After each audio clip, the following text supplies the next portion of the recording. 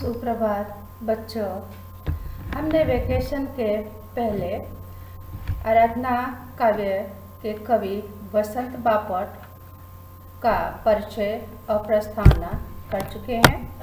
अब इस कविता का हम सारांश करने जा रहे हैं आराधना काव्य के।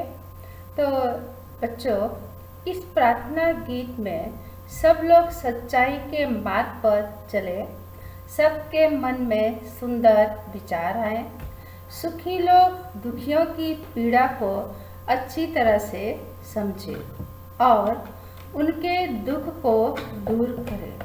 जो लोग कमजोर हैं ऐसे लोगों की वेदना को समझे, उनके मन में शक्ति और साहस की नई रोशनी प्रदान करें। मनुष्य के प्रति जो ऊंच नीच, अमीर गरीब, जात पात का जो भेदभाव है वह सब हमेशा के लिए भूलकर आपस में भाईचारा की भावना रखे। तो बच्चों, आराधना काव्य की जो पंक्ति है वह पंक्ति अब हम करने जा रहे हैं। पहली पंक्ति है, देह मंदिर चित्त मंदिर एक ही है प्रार्थना, सत्य सुंदर मांगल्य की नित्य हो आराधना। इस काव्य के कठिन शब्दार्थ इस तरह हैं। देह का अर्थ शरीर, चित्त का अर्थ है मन, प्रार्थना का अर्थ है ईश्वर से मांगना, मांगल्य का अर्थ है मंगलकारी, नित्य का अर्थ है हर रोज, आराधना का अर्थ है पूजा। तो इस पंक्ति के अब हम भावार्थ करेंगे। आराधना काव्य की पहली पंक्ति का भावार्थ इस तरह है। कवि वसंत बापट बहुत ही उदार दिल और उच्च दृष्टा के कवि हैं। इस पंक्ति में कवि के चित्त और देह की बस एक ही प्रार्थना है कि लोग अच्छे कर्म करें, सच्चाई के मार्ग पर चलें, सबके हृदय में शुभ और सुंदर की भावनाएं हो, सब लोग अपने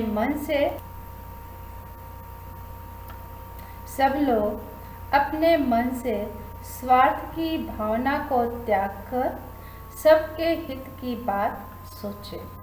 तो अब अगली पंक्ति है दूसरी पंक्ति, दुखियारों का दुख जाए है यही मन कामना, वेदना को परख पाने जगाए संवेदना, दुर्बलों के रक्षार्थ पौरुष की साधना। इस पंक्ति के कठिन शब्दार्थ इस तरह हैं।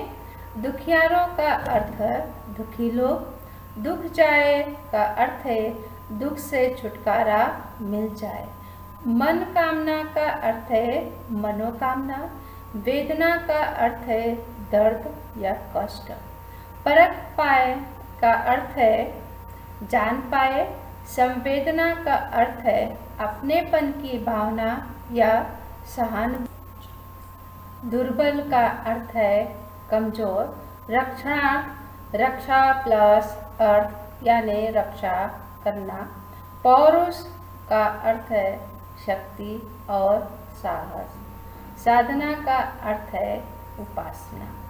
तो इस पंक्ति का भावार्थ इस तरह है। कवि वसंत बापट बहुत ही उदार दिल और ऊंची दृष्टा के कवि हैं। कवि इस पंक्ति में यह कहना चाहते हैं कि इंसान को दुखी लोगों के दुख को समझकर उनकी हमेशा सहायता करनी चाहिए। यानी जो लोग दुखी हैं उनके प्रति कवि ने यहाँ पर हम सभी का ध्यान खींचा है, जिससे उनके दुखों से छुटकारा मिल जाए। यानी जो लोग दुखी हैं ऐसे लोगों की हमें मदद करनी चाहिए, ऐसे कमजोर लोगों की रक्षा करके उनमें शक्ति और साहस का उत्साह भरना चाहिए। तो इस पंक्ति के काव्य की दूसरी पंक्ति है, अब हम तीसरी काव्य की पंक्ति करने जा रहे हैं। जीवन में नव तेज हो, अतरंग में भावना, सुंदरता की आस हो, मानवता की हो उपासना। शौर्य पावे धैर्य पावे, यही है अभ्यर्थना। इस पंक्ति के कठिन शब्दार्थ इस तरह हैं। नव तेज का अर्थ है नई रोशनी, अतरंग का अर्थ है शरीर के भीतर का अंग,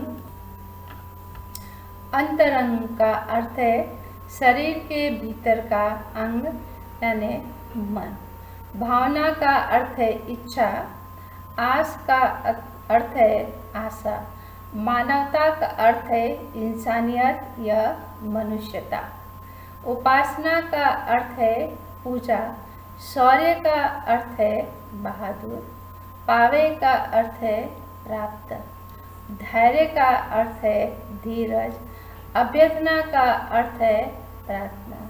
तो इस पंक्ति का हम भावार्थ करेंगे।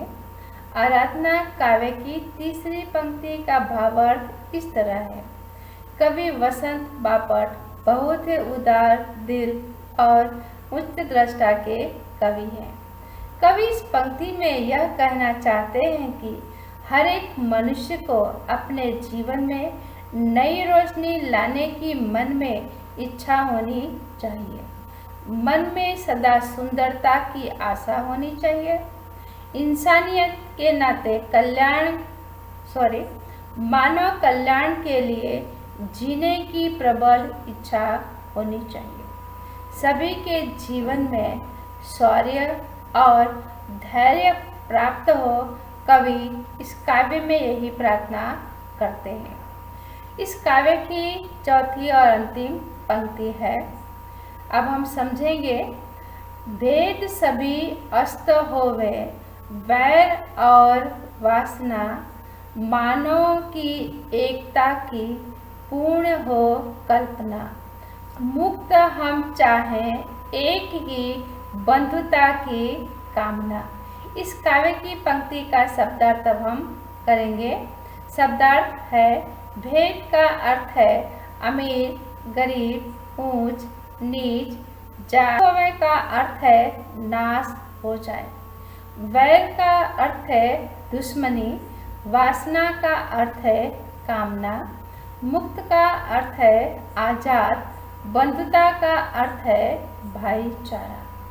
तो इस काव्य की पंक्ति का भावार्थ करेंगे। आराधना काव्य की चौथी पंक्ति का भावार्थ इस तरह है। कवि वसंत बापट बहुत ही उदार दिल और उच्च दृष्टा के कवि हैं। इस पंक्ति में कवि यह कहना चाहते हैं कि एक मनुष्य दूसरे के प्रति अमीर गरीब, ऊंच नीच, जात पात आदि ऐसे कई तरह के भेद हैं। इन भेदभावों के कारण मनुष्य समाज में एक दूसरे के प्रति नफरत का भाव रखकर आपस में लड़ाई झगड़े करते रहते हैं। इससे मनुष्य में एकता की भावना न होने की बाधाएं आती हैं। यह सबके मन से हमेशा के लिए मिट जाए, किसी के मन में वैर की भावना न हो। मानव एकता और विश्व बंधुता की जो हम सदा से कल्पना कर रहे हैं वह पूरी हो जाए। तो बच्चों, आप लोगों ने इसे बड़े ध्यान से सुना होगा और आप लोगों को PDF में से इस कविता के पंक्ति शब्दार्थ और भावार्थ अपनी कॉपी में सुंदर अक्षरों में लिखना है और आने वाले समय में हम इस काव्य के प्रश्नों की चर्चा करेंगे। धन्यवाद।